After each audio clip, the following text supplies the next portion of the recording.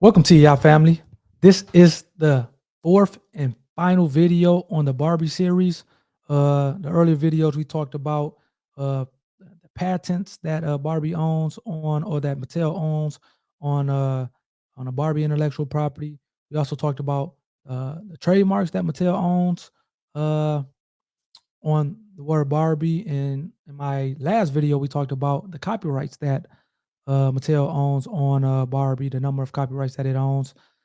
Interesting stuff, very valuable stuff. This time around, I actually wanted to go through a LA Times article that talked about a dispute that Mattel was in with a German company that initially had a dispute some 30 or 40 years earlier. But this video or this article is important in that it kind of talks about the amount of money that Mattel owns from uh, the Barbie intellectual property, which is a crazy number. But it also kind of illustrates a point of when you're successful, you're going to have people coming out the woodworks that are going to try to essentially stick you up for cash. And it seems like this was a video or this article uh, that talks about a suit that was brought by the German company. It seems like it was a stick up. It's tried to be a stick up. Now, I'm not sure how things played out in court here in the U.S., but I thought it was an interesting article, and the way that the German company tried to come back and get some money from Mattel. So let me share the article here really quickly. Here we go. Here we go. So this is an LA Times article. Go up to the top here.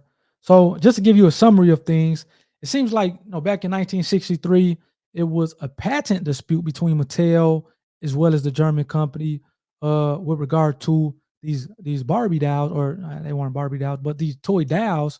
It seems like it was an agreement in place where Mattel just ended up paying one lump sum payment of cash to the German company, essentially to have them go away. It seems like both companies went, started doing their own thing, still selling the dolls and stuff like that.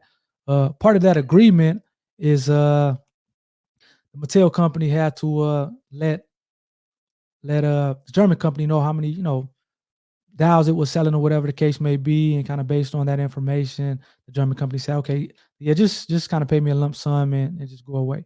So then that's what it did. So the next year, 1964, I'm not sure what happened. I would imagine that the German company had some maybe some financial issues, as well as maybe they weren't selling a lot of these dolls, so they end up selling the copyright and the patents to the Mattel company. So the next year after this agreement, so in 1964, the Mattel company bought intellectual property from the German company that consisted of, again, copyrights as well as patents.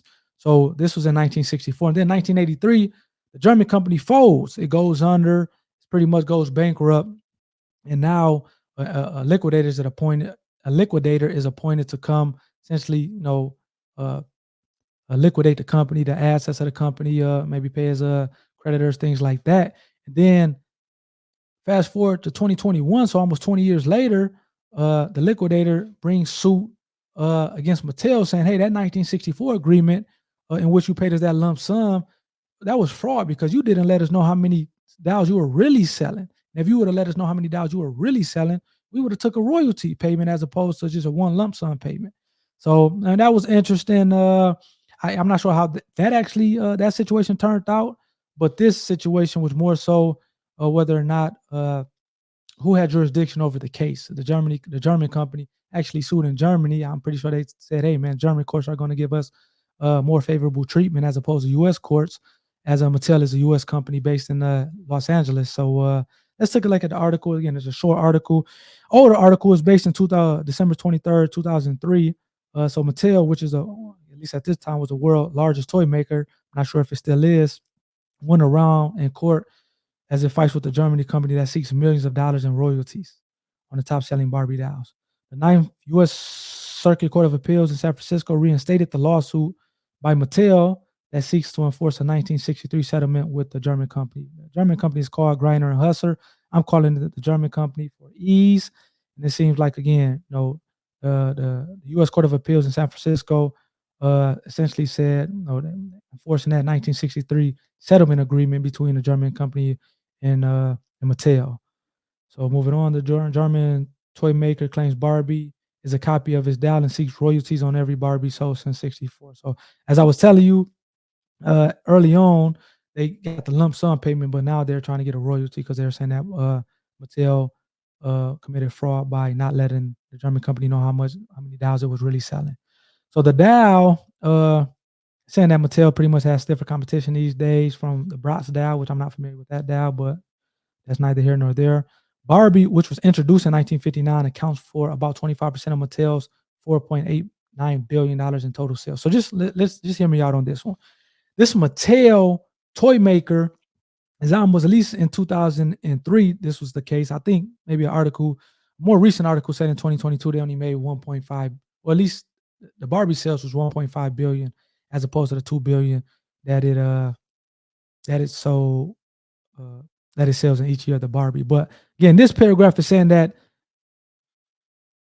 at least in 2003, Mattel as a company total sales is $5 billion. And this Barbie intellectual property, or these Barbie dolls, account for 25% of it. So this is valuable stuff. Going down here, Barbie generates over $2 billion in wholesale revenues each year, a sum which helps to explain why Barbie comes to visit us frequently. So this is the court saying, hey, Barbie makes a lot of freaking money doing this. So this is why they keep suing everybody for trying to infringe and take market share from them unlawfully. If I'm making that much money, yes, I'm gonna sue somebody if they're trying to illegally pull a fast one over on me or infringe my intellectual property. Again, it goes on to say that it presumably also helps to explain why a lawsuit was filed in Germany in May in 2001. So again, the German company tried to file a lawsuit in Germany in 2001, even though it seems like the proper court that had jurisdiction was in the U.S., specifically on the West Coast in California. So that's interesting. Again, the Ninth Circuit ruled only that a federal judge in L.A. has jurisdiction over a lawsuit and did not rule on the merits of the case. So this is what I was saying. They pretty much saying, hey, the German courts do not have jurisdiction, and they didn't rule on the merits of the case. So again, a German company claims that Mattel unfairly copied this doll, which was based on a cartoon series that appeared in Germany in the German newspapers in the 50s.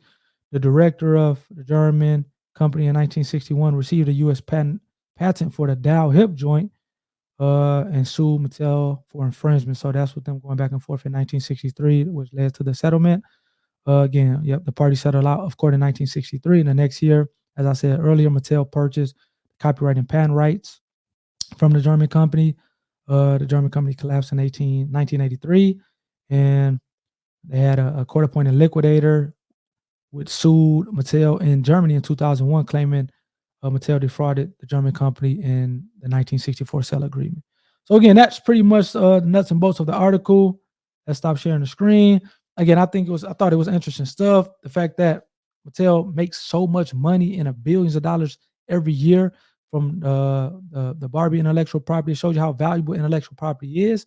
It also shows you that once you start making money, people are going to start to try to come out the woodworks and just get money from you. So it's just kind of the part of the game. So if you start making a lot of money from intellectual property, do not get concerned when you get sued or you have to sue somebody, because that's part of the game at that point. So I thought this series was pretty fun, pretty cool, pretty informative. I'm gonna try to start doing these a little bit more, especially on an from an intellectual property standpoint, as it makes sense with different companies' intellectual property portfolios, and just trying to kind of come at you from an informative perspective. Please let me know what you thought about it. Give it a thumbs up if you enjoyed this series. Leave a comment below. If you didn't like it, hit the dislike button. And again, I look forward to doing more of these as time goes forward. Everybody should be protecting their intellectual property. Make sure that you go to an attorney. Do not rely on these internet gurus, these social media gurus that are going to lead you down a pit of disaster, a road of disaster as it relates to your intellectual property. And yeah, until next time. Peace.